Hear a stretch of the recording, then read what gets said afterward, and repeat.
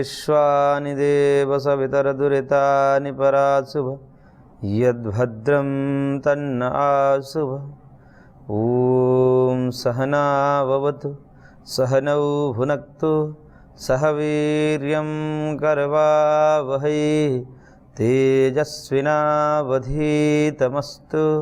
मा विद्विषावहै। ॐ शांति शांति शांति। ओम श्री परमात्मा नमः। सांख्य कारिका का हम अध्ययन कर रहे हैं, जिसमें कारिका संख्या 39 में 3 प्रकार के जो विशेष हैं, यानी कि शरीर, उसकी चर्चा की, जिसमें कारिकाकार ने कहा सूक्ष्ममात्य पितृजाः सः प्रभूतैस्त्रिधा विशेषास्युः सूक्ष्मास्तेषां नियताः माता पितृजा निवर्तन्ते। कारिकाकार कह रहे हैं कि विशेषाः सूक्ष्माः माता पितृजाः प्रभूतैः सह त्रिधा स्युः। ये जो विशेष हैं अर्थात शरीर जो हैं, जो सुख दुख और मोह धर्म से युक्त है, वो विशेष हैं। ये शरीर सुख दुख और मोह दिलाने के साधन हैं, इसलिए इसको विशेष कहा गया है। तो ये जो विशेष हैं 3 प्रकार के हैं। एक तो सूक्ष्म है, और एक माता पितृ के साथ उत्पन्न है, माता पिता से उत्पन्न है, और तीसरा जो है भूतों से उत्पन्न है। विगत कक्षा में हमने इसके 3 अर्थ किए थे, आज थोड़ा सा भिन्न अर्थ किया जाएगा, क्योंकि इसके 2 प्रकार से व्याख्या मिलती है। पूर्व में जो हमने व्याख्या की कि सूक्ष्म शरीर जो 18 तत्वों का है, जिसमें पंच तन्मात्र, 11 इंद्रियां, बुद्धि और अहंकार, ये 18 तत्वों के एक लिंग शरीर अर्थात सूक्ष्म शरीर कहा जाता है, जिसे महर्षि कपिल ने सप्तदशैकम लिंगम, 17 और 1 18 ऐसा करके, कोई 17 भी कहते हैं, कोई 18 कहते हैं। तो इन 18 तत्वों के योग से एक लिंग शरीर अर्थात सूक्ष्म शरीर का निर्माण होता है।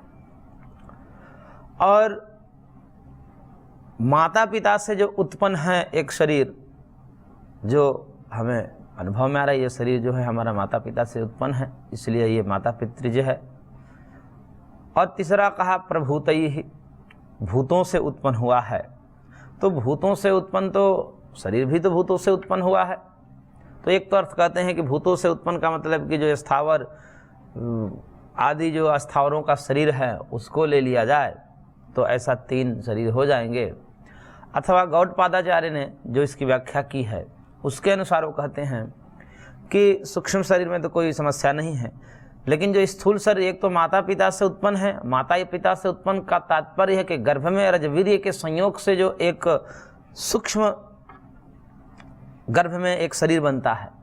सूक्ष्म का मतलब कि रजवीर्य के संयोग से जो एक अणु मात्र में एक शरीर बनता है, वो माता पितृज है। और उसके बाद माता के आहार आदि के द्वारा, पेय आदि के भक्षण के द्वारा जो शरीर वर्धन को प्राप्त होता है, और फिर निकलने के बाद भी गर्भ से फिर वो पंचभूतात्मक जो ये अन्न आदि को खा करके फिर वृद्धि को प्राप्त करता है। इसलिए एक ही शरीर में, एक गर्भस्थ में और एक गर्भ से बाहर निकलने में, अथवा गर्भ में ही रह करके माता के द्वारा जो खाए हुए अन्नपान आदि है, उससे जो वर्धन को प्राप्त होता है, तो वो भूतात्मक हो गया, प्रभूतैः, भूतों से उत्पन्न हो गया। यानी कि शरीर का वर्धन जो है वो भूतों से है। तो एक ही शरीर में केवल रजवीर्य का संयोग हो गया, तो वो माता पितृज हो गया। और फिर माँ के आहार आदि के द्वारा जो पुष्ट हुआ, तो भूतों से वो वृद्धि को प्राप्त हुआ। अथवा गर्भ से बाहर निकला, तो वो अन्नादि के भक्षण करके, दुग्ध आदि का भक्षण करके जो शरीर वर्धन किया, वह हो गया भूतों से वर्धित, पोषित। तो इस प्रकार से 3 कर दिए गए। सूक्ष्म शरीर में कोई समस्या नहीं है।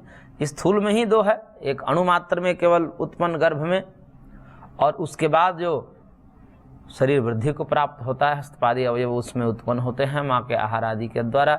फिर वो शरीर गर्भ से बाहर आता है, तो आहार आदि अन्न आदि के द्वारा ही वृद्धि को प्राप्त होता है। तो पंचभूतों से उत्पन्न का मतलब अन्नादि के भक्षण के द्वारा शरीर जो उत्पन्न होता है, धारित, पोषित, पालित होता है, उसको यहाँ पर 3 प्रकार से लिया गया है। इसी कारण से जो आगे कारिका में कहा है, तो ऊपर तो त्रिधा विशेषा शिव कह दिया, लेकिन उत्तर में जो है कारिका के उत्तर में कहा कि सूक्ष्मास्तेषां नियताः माता पितृ निवर्तन्ते। उसमें से जो सूक्ष्म है वो तो नियत है, नहीं कि नित्य है, और माता पिता से जो उत्पन्न है वो निवृत्त हो जाता है, नहीं कि नाशवान है। लेकिन तीसरे के विषय में तो नहीं कहा, 2 ही के विषय में कहा, एक सूक्ष्मास्तेषां नियताः और माता पितृ निवर्तन्ते। माता पिता से उत्पन्न जो शरीर है वो नाशवान है, लेकिन जो एक प्रभूतई ही वाला है, त्रिधा कहा तो 3 होना चाहिए। इसका मतलब कि जो गौड़पादाचार्य ने भाष्य किया वो सही किया कि एक ही शरीर के 2 भाग कर दिए। एक शुक्र शोणित मात्र जो संयोग है गर्भ में, वो एक शरीर हो गया अणुमात्र, अणु के रूप में एक शरीर हो गया, और फिर आहार आदि के द्वारा जो वृद्धि को प्राप्त हुआ। तो कुल मिलाकर माता पिता से ही कहना चाहिए। इसलिए उत्तर में उन्होंने 3 विभाग किया, लेकिन बाद में जब उसके उत्तर कारिका में 2 ही भेद करके यह तथ्य प्रतिपादित कर दिया कि 2 ही के 3 विभाग किए हैं समझाने के लिए। वस्तुतः 2 ही शरीर है, सूक्ष्म शरीर और स्थूल शरीर। तो जिसमें से तेषां सूक्ष्मा नियताः, जो सूक्ष्म शरीर है, यानी कि 18 तत्वों का जो समन्वित एक सूक्ष्म शरीर है जो संसरण करता है, आगे बताया जाएगा। वह सूक्ष्म शरीर नित्य होता है। नित्य का तात्पर्य होता है कि इसकी अवधि है मोक्ष पर्यंत। जब तक मोक्ष न हो जाए तब तक यह लिंग शरीर अर्थात सूक्ष्म शरीर संसरण करता रहता है, इसका नाश नहीं होता। देह के नाश से सूक्ष्म शरीर का नाश नहीं होता। मोक्ष जब हो जाएगा तब जा करके वो शरीर ततः कृतार्था नाम परिणाम क्रम समाप्तिर गुणा नाम, जब कृतार्थ हो जाएगा यानी कि मोक्ष प्राप्त हो जाएगा, तब तो ये इन गुणों का जो परिणाम क्रम है इसकी समाप्ति हो जाती है, ऐसा योगकार महर्षि पतंजलि ने कहा है। लेकिन जब तक तत्व ज्ञान नहीं हुआ, मोक्ष की प्राप्ति जब तक नहीं होगी, तब तक ये सूक्ष्म शरीर नष्ट नहीं होते। अब मोक्ष कब होगी इसका कोई नियम नहीं है, काल नहीं है। न काल नियमो वामदेवत, मुक्ति का तो कोई काल नहीं है। क्यों? क्योंकि अधिकारी त्रैविध्यान न नियम, अधिकारी 3 प्रकार के होते हैं, इसलिए इसका कोई नियम नहीं है। समय नहीं कहा जा सकता कि कब किसकी मुक्ति होगी। जिसकी तीव्र गति होगी, तीव्र संवेगानाम आसन्न, ऐसा महर्षि पतंजलि ने कहा कि तीव्र संवेग होगा तो वो आसन्नतम यानी कि नज़दीक, यानी कि बहुत शीघ्र ही प्राप्त कर लेगा। इसलिए काल का नियम नहीं है। तो जब भी मोक्ष हो जाएगा तब ये सूक्ष्म शरीर नष्ट हो जाएगा। लेकिन मोक्ष कोई ऐसा तो है नहीं कि क्या बोलते हैं उसके, दाल भात का कौर तो है नहीं कि तुरंत हो जाएगा। इसलिए जब तक होगा नहीं तब तक सूक्ष्म शरीर रहेगा। और एक और स्थिति है, यदि मोक्ष हुआ नहीं लेकिन सृष्टि की अवधि पूरी हो गई, क्योंकि ये सृष्टि जो है बनी है तो बिगड़ेगी ही, इसका समय है। क्योंकि प्रत्येक पदार्थ, प्रत्येक कार्य द्रव्य यदि उत्पन्न हुई है तो वो अलग अलग समय पर उनकी कालावधि है, और उस कालक्रम से वो कालकवलित हो जाती है, नष्ट हो जाती है। तो ऐसे ही ये जगत भी अंततः नष्ट हो जाएगा। लेकिन व्यक्ति तत्व ज्ञान की प्राप्ति नहीं करता, भगवत साक्षात्कार नहीं करता, वो किसी प्रकार से उपासना आदि नहीं करता, लेकिन कालवश जो है इसकी अवधि पूरी हो जाती है। तो वह प्रकृति जो है, ये जो कार्य प्रकृति है, जगत जो है, वह मूल प्रकृति पर्यंत विलीन हो जाता है। तो जब मूल प्रकृति पर्यंत विलीन होगा सारा जगत, उसमें सूक्ष्म शरीर भी विलीन हो जाता है। क्योंकि सूक्ष्म शरीर भी जो बना है वह मूल प्रकृति के विकारों से ही बना है, जिसमें महतत्व है, जिसमें अहंकार है, जिसमें एकादश इंद्रियां हैं और पंच तन्मात्र है। इनका भी लय होते होते अंततः जाएगा तो ये सब ठहरेंगे नहीं, नष्ट हो जाते हैं। लेकिन पुनः जब सृष्टि सर्ग रचना होती है तो वो जीवों के पूर्व अदृष्ट के अनुसार, पूर्व संस्कार के अनुसार, पूर्व धर्माधर्म कर्माशयों के अनुसार वो पुनः फिर तैयार हो जाता है सूक्ष्म शरीर, और फिर वो सूक्ष्म शरीर गर्भ में जाकर के स्थूल शरीर का निर्माण करवाता है। इस प्रकार से ये पुनरपि जननम पुनरपि मरणम पुनरपि जननी जठरे शयनम की ये जो परंपरा है ये चलती रहती है। तो इसलिए सूक्ष्म शरीर को यहाँ पर नियत कहा अर्थात नित्य कहा। और माता पिता से जो उत्पन्न स्थूल शरीर है वह अनित्य है, निवर्तनते यानी कि नष्ट हो जाते हैं, यही देखे जाते हैं कि मृत्यु के बाद यही या तो भस्मांत हो जाते हैं, या रसांत हो जाते हैं, या विडांत हो जाते हैं। या अग्नि से जला दिया जाए तो भस्मांत हो गए, उसका अंत भस्म बन गया, या दफना दिया जाए मिट्टी में तो रसांत हो जाएगा, सड़ करके रस रूप में परिवर्तित होकर फिर मिट्टी में मिल जाता है, तो रसांत रस के रूप में अंत होता है, भस्म के रूप में अंत होता है। अन्यथा तीसरा है विडांत, यानी कि विष्ठा के रूप में यदि कहीं फेंक दिया गया तो जो है उसको मांसाहारी जीव जंतु पक्षी आदि खा करके फिर विष्ठा बना देते हैं, मल त्याग के द्वारा उसको जो है अंत कर देते हैं। तो इस प्रकार से इनकी 3 गति है, लेकिन नाशवान है, ये प्रत्यक्ष दृष्ट है कि कोई भी स्थूल शरीर ऐसा नहीं है जो टिकता हो, लेकिन सूक्ष्म शरीर अपेक्षाकृत नित्य है। चिरकालास्थायित्व होने से नित्यता है, न कि स्वरूप होने से, क्योंकि सूक्ष्म शरीर भी प्रलय में या मोक्ष में नष्ट हो जाते हैं, लेकिन वो काल बहुत लंबा है, इस कारण से उसको नित्य अर्थात स्थायी कह दिया गया है। अब सूक्ष्म शरीर के विषय में थोड़ा सा और चर्चा कर रहे हैं कि इसका स्वरूप क्या है, ये कैसे संसरण करता है इत्यादि कथन करेंगे। तो उसी को आगे बढ़ाते हुए कारिकाकार ने कारिका संख्या 40 में कहा, पूर्वोत्पन्नमसक्तं नियतं महदादि सूक्ष्म पर्यन्तं संसरति निरुपभोगं भावैरधिवासितं लिंगम। करेंगे पूर्वोत्पन्नम असक्तम, ये जो सूक्ष्म शरीर है उत्पन्न हुआ है, पहले तो नित्य का है, लेकिन अब इस कारिका में कह रहे हैं कि पूर्वोत्पन्नम, पूर्व में उत्पन्न हुआ है। पूर्व का मतलब सृष्टि के आदि में यह सूक्ष्म शरीर उत्पन्न हुआ है, तो उत्पन्न हुआ है तो नष्ट भी होगा। तो फिर जो पूर्व में कहा गया इससे पिछले वाली कारिका में कि वो नियता सूक्ष्मास्तेषाम नियता, तो उसका क्या अर्थ होगा, वहाँ नित्य कह दिया और यहाँ उत्पत्ति कह दी। ये दोनों परस्पर विरोधी बात है, क्योंकि जो जो उत्पन्न है वो नष्ट होगा और जो नित्य है वो उत्पन्न भी नहीं होगा। तो इसका मतलब कि जब यहाँ पर उत्पन्न कहना चाह रहे हैं, कह रहे हैं स्पष्ट अपने मुख से, तो उस नियत का अर्थ चिरकालावस्थायित्व ही कहना चाहिए। स्वरूपतः नित्य नहीं है, जैसे आत्मा नित्य है, न कभी जन्मता है न कभी मरता है, उस प्रकार से इसकी नित्यता नहीं है, क्योंकि सूक्ष्म शरीर उत्पन्न हुआ है तो ये भी नष्ट हुआ है, लेकिन इसकी कालावधि बहुत लंबे समय तक। तो पूर्वोत्पन्नम, पूर्व में उत्पन्न हुआ है सृष्टि के आदि में, ये वाली सृष्टि के आदि में उत्पन्न हुआ है। ये जो वर्तमान सृष्टि है, क्योंकि सृष्टि भी बदलती रहती है, एक उत्पन्न होती है फिर नष्ट होती है, फिर दूसरी उत्पन्न होती है वो भी नष्ट होती है, फिर तीसरी उत्पन्न होती है वो भी नष्ट होती है, इस प्रकार से सृष्टि चक्र चलता रहता है। तो जब भी सृष्टि चक्र चलेगा तो सृष्टि जब तक रहेगी तब तक तो सूक्ष्म शरीर रहेगा। सृष्टि जब मूल प्रकृति पर्यंत विलीन हो जाएगी, महाप्रलय जिसको बोला जाता है, तब जो है सब कुछ खत्म हो जाएगा, उसमें स्थूल शरीर भी खत्म हो जाएगा और सूक्ष्म शरीर भी नष्ट हो जाएगा। और फिर जब सृष्टि का निर्माण हुआ, जगत का निर्माण होगा, तो फिर सबसे पहले जो है वो सूक्ष्म शरीर बनेगा, क्योंकि पहले सॉफ्टवेयर और फिर हार्डवेयर, ऐसा क्रम बताया महर्षि ने कि पहले सूक्ष्म पदार्थों का निर्माण होता है, महदादि सूक्ष्म पदार्थों का, और फिर जाकर के स्थूल पदार्थों का निर्माण होता है। तो सूक्ष्म शरीर पहले बनेंगे, तो इसलिए कहा पूर्वोत्पन्नम, ये जो सूक्ष्म शरीर है पूर्व में ही उत्पन्न हुआ है। पूर्व का मतलब सृष्टि के प्रारंभ में।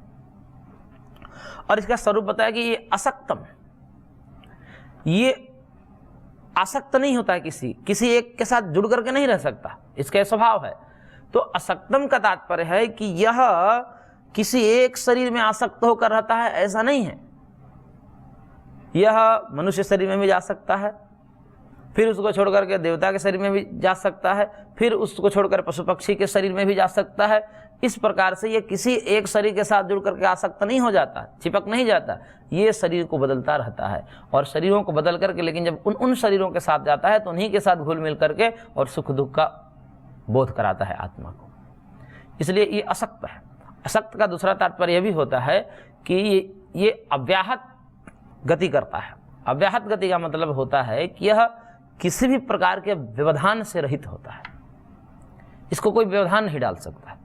जैसे आप कितने भी कवर कर लीजिए शरीर को, दीवार के माध्यम से दरवाज़ा बंद कर लीजिए, पूरा जो है कहीं से लीकेज न हो बाहर जाने की, तो भी सूक्ष्म शरीर को निकलने से कोई रोक नहीं सकता। कितना भी कुछ हो, वो अव्यवधान होकर के उसके अंदर से प्रविष्ट करके, चाहे लोहे की दीवार बना लीजिए, चाहे किसी भी धातु की दीवार बना लीजिए, किसी प्रकार से कोई जगह मत छोड़िए, तो भी वो सूक्ष्म शरीर जो है वह उससे घुस करके वो दीवार या किसी प्रकार के आवरण उस सूक्ष्म शरीर को गति करने से रोक नहीं सकते, क्योंकि वो बहुत सूक्ष्म है। सूक्ष्म चीजें जो होती हैं स्थूल में प्रविष्ट कर जाती है, ऐसा देखा जाता है। व्यवहार में ही देखा जाता है कि जो लोहे के बर्तन होते हैं, हम अग्नि नीचे लगाते हैं और ऐसा तो है नहीं कि उसमें जो है लीकेज है, छिद्र है, ऐसा तो कुछ है नहीं। बर्तन में छिद्र ना होते हुए भी हमें छिद्र दिखाई नहीं देता, लेकिन छिद्र होते हैं वस्तुतः, क्योंकि जब कोई भी पदार्थ उसके आर पार जा रहे हैं तो मानना ही पड़ता है, भले ही वो छिद्र हमें दिखाई ना दे, वो सूक्ष्म होते हैं, दिखाई नहीं देते, लेकिन होते हैं। तो नीचे हम जो है अग्नि जलाते हैं, उसके ऊपर बर्तन रखते हैं, उसके अंदर पानी डालते हैं और पानी के अंदर चावल डालते हैं। अब देखिए कितना व्यवधान है। एक तो धातु की लेयर है, परत है बर्तन के रूप में, उसका एक व्यवधान, उसको भी अग्नि पार कर गई। एक व्यवधान जल आया, उसको भी पार गई, उसमें भी घुस गई। फिर एक व्यवधान आया कि वो चावल के सख्त जो दाने हैं, वो भी एक व्यवधान है, उसके भी अंदर घुसकर उसको भी पका दिया। क्यों ऐसा हुआ? क्योंकि इन सब पदार्थों से अग्नि की जो रश्मि है वह सूक्ष्म है। तो स्थूल में सूक्ष्म प्रविष्ट कर जाता है और स्थूल का स्वरूप कुछ बिगड़ता भी नहीं, समान रूप से वो बिगड़ता भी नहीं और उसका स्वरूप वैसा ही रहता है, लेकिन सूक्ष्म उसमें से आर पार चला जाता है। इसी प्रकार से कोई ऐसा पदार्थ, कोई ऐसा आवरण, कोई ऐसा व्यवधान नहीं है जो सूक्ष्म शरीर को रोक पाए। उसकी अव्याहत गति होती है और वह बिना रुकावट के कहीं से भी, शिला हो, मकान हो, दीवार हो, कहीं से वो पार कर जाएगा। इसलिए उसको कहा असक्तम। तो असक्तम का दो अर्थ हो गया, शरीर की दृष्टि से भी असक्तम और किसी आवरण की भी दृष्टि से असक्त, उसमें व्यवधान रहित होता है। तो पूर्वोत्पन्नम असक्तम नियतम, ये नियतम पूर्व में भी कहा, वही अर्थ है यहाँ पर भी, नित्य है, चिरकाला स्थायित्व है इनमें। महदादि सूक्ष्म पर्यंतम, महदादि सूक्ष्म पर्यंत होता है, यानी कि महद से लेकर के आदि शब्द से ले लीजिए अहंकार, एकादश इंद्रियां और पंच तन्मात्र, क्योंकि ये सूक्ष्म है। उसके बाद तो पंच तन्मात्र से जो उत्पन्न भूत हैं, पंचभूत, वो तो स्थूल कहे जाते हैं।